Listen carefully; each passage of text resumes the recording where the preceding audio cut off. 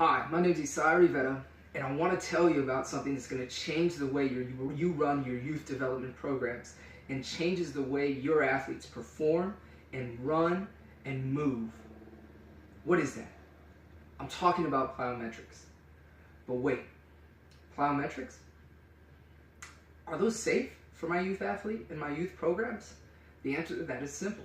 Both the College of Sports Medicine and the National Strength and Conditioning Association, along with NASM, the National Academy of Sports Medicine, have all deemed that plyometrics is a safe, effective, and fun tool to increase the power output, speed, and change of direction ability of your youth athletes.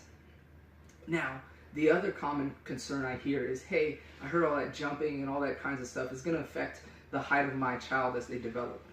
There's been no cause and effect evidence that has shown that plyometric training introduction is a cause and effect to growth plate abnormalities or growth plate dysfunction as your child ages.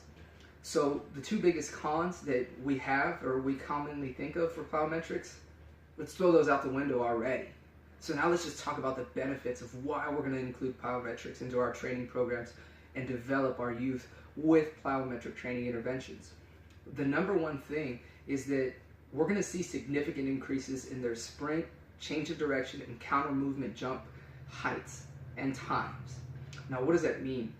Significant, I use that word because that's the word that's used whenever studies are done.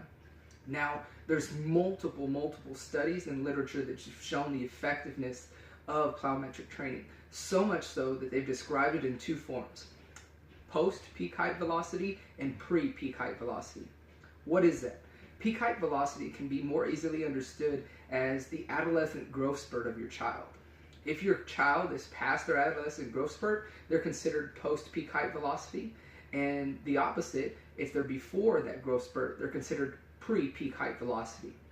So now, if you still had concerns about introducing plyometric programs, why would all the studies on plyometric development and plyometric training adaptations be so thorough that they added a new term to the windows of opportunity for pre and post growth spurt training adaptations? Ask yourself that.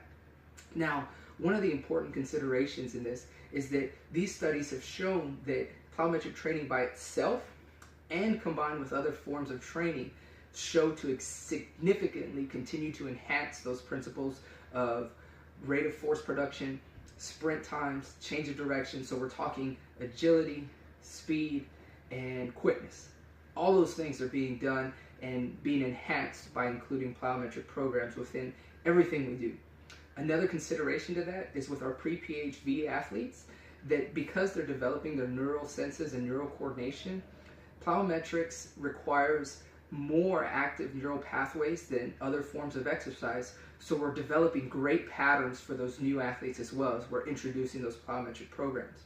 As always, with all considerations, anything we do with any training program, the biggest con for all training programs, not just plyometrics and youth development, is having the right professional to program, progress, and assess our children and our athletes. Typical programs will fall anywhere between 50 to 150 contacts, done twice weekly, and the same things our professionals looking at is our landing patterns, movement patterns, and also that amortization phase, that transition phase, and the explosiveness of each rep that we're doing. So as those things deteriorate, then we can go ahead and scale back our progressions and the amount of reps and volume that we're doing for our athlete. I hope after this conversation that you start to think about and include plyometrics in your training programs,